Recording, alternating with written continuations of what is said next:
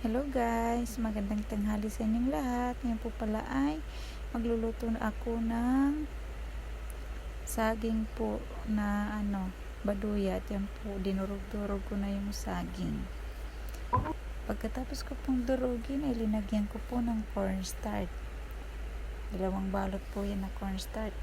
At yan, isang itlog din po.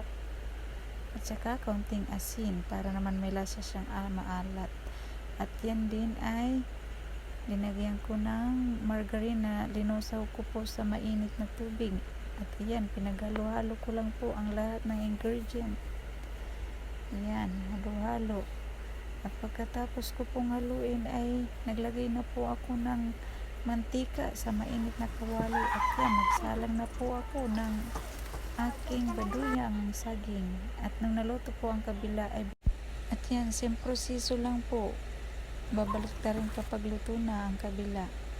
At yan na po ang aking naluto. Thank you po for watching. God bless po. Bye bye.